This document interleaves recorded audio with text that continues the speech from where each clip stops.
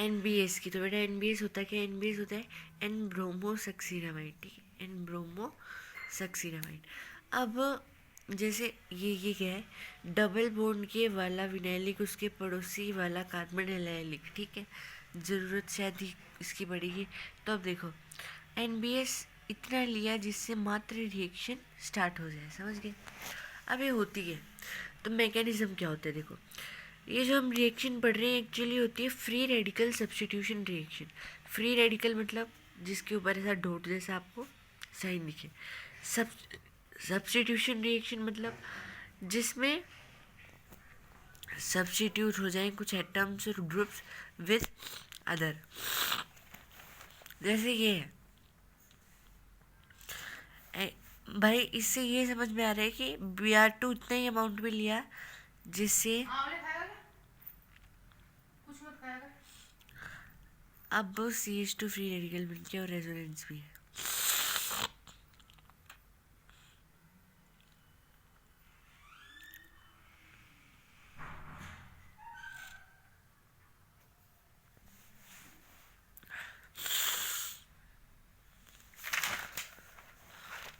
ठीक, अब जैसे NBS है, अब इसमें बताना है मोस्ट स्टेबल प्रोडक्ट कौन सा है।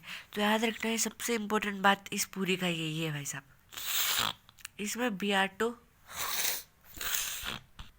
इसमें मोस्ट इम्पोर्टेंट बात यही है कि मोस्ट स्टेबल प्रोडक्ट बेटा वही बनता है जिसमें रेजोनेंस स्टेबलाइज्ड कंपाउंड हो। जैसे इसमें आप देखो, इसमें ये वाला कंपाउंड क्यों? क्योंकि ये वाला कार्बन रेजोनेंस में, ये वाला रेजोनेंस, ये वाला हो ही नहीं सकता कार्बन, है ना, मतलब ये वाले में भी रेजोनेंस, इस वाले ये हो ही नहीं सकता क्योंकि अल्फा हाइड्रोजन ही नहीं है। ये Br2 यहाँ से ज़्यादा यहाँ पे स्टेबल है और यहाँ पे रेजोनेंस में भी है। तो इधर से आपको क्या समझ में आ रहा है? समझ गए? अब अगर इंटरमीडिएट डिफरेंट होंगे तो स्टेबिलिटी इंटरमीडिएट पे ही डिपेंड करेगा कि कौन सा प्रोडक्ट ज़्यादा स्टेबल है। बट अगर बेटा इंटरमीडिएट सेम हो गए तो जो प्रोडक्ट्स बनते हैं ना, उनकी जो उनमें जो मेजर प्रोडक्ट होता है, मेजर प्रोडक्ट मतलब जिसकी स्टेबिलिटी ज़्यादा हो, समझ गए?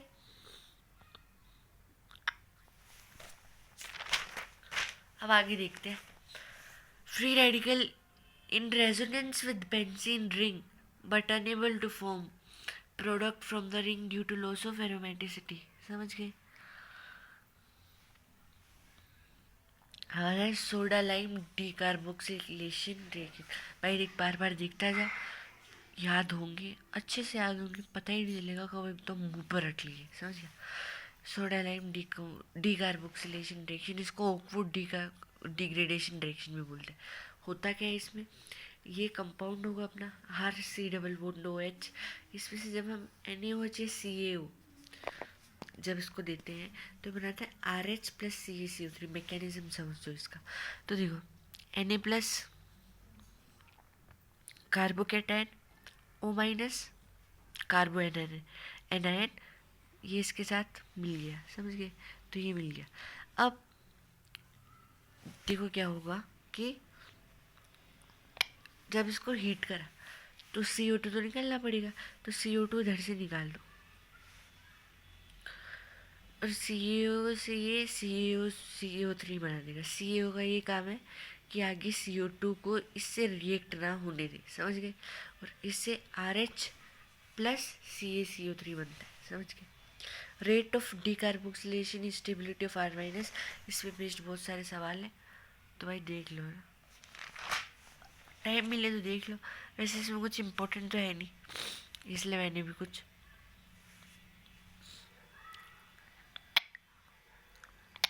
बताया नहीं। ये एक सवाल है, बढ़िया है, बकवास है मतलब।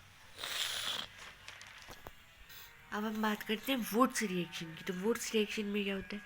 एल्काइल हैलाइड को जब हम Na और ईथर से पास कराते हैं तो जो प्रोडक्ट बनते हैं वो होते हैं RR प्लस NaX, समझ गए?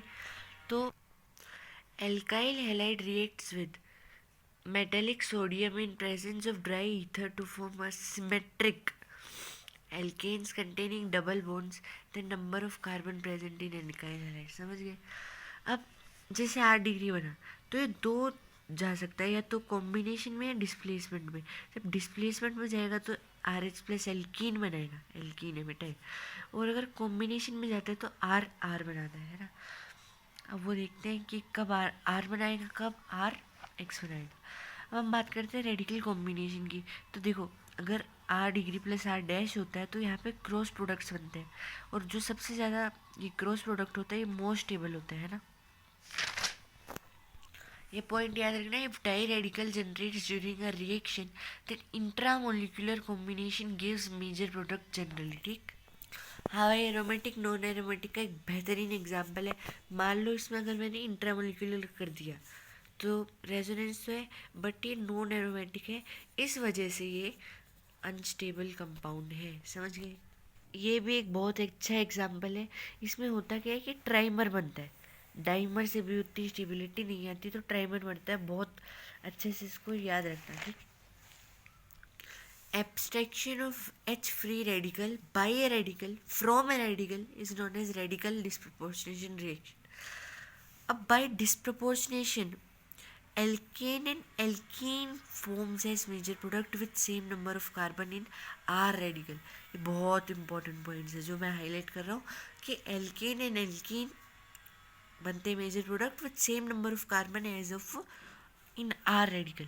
इन case of 3 degree free radical steric crowding की वजह से कॉम्बिनेशन यहाँ पे अच्छा नहीं होता, तो डिसप्रपोर्शनेशन रिएक्शन। कॉम्बिनेशन के लिए favourable conditions 1 degree 2 degree 3 degree, समझ गए। हाँ भाई, ये इंपॉर्टेंट है, देख लो, बकवास सी चीज़ है, देख लो यार, मेरे को समझ में नहीं है यार। अब जैसे जे एडवांस के पेपर में ये सवाल आ गया एग्जैक्ट, ठीक, तो खुद सोल्व कर पहले तो, और फिर समझना। तो देखो, इसमें कॉम्बिनेशन हो सकता है, डिसप्रपोर्शनेशन हो सकता है, तो मेजर प्रोडक्ट कौन सा बनेगा, combination. CH4 can not be prepared using an alkyl halide by this reaction, यानी वुड्स रिएक्शन में CH4 पार्टिसिपेट नहीं कर सकता। रिएक्टिविटी ऑफ RX में याद रखना है, ठीक। बहुत इंपॉर्टेंट पॉइंट है कि if halide contains active hydrogen then Wurtz reaction does not take place, does not take place. ये लाइन पढ़ लेना भाई, ये वाली और ये वाली। एग्जाम्पल भाई देखो, अभी तो आ रहे हैं मेरे को, क्या पता बाद में भूल जाऊँ तो फोटो खींच रहा हूँ, है ना। और सॉल्व कर लेना, सॉल्यूशन जितने भी नहीं पढ़ना। मैं सोच रहा हूँ एग्जाम्पलों की एक अलग, एग्जाम्पलों की एक अलग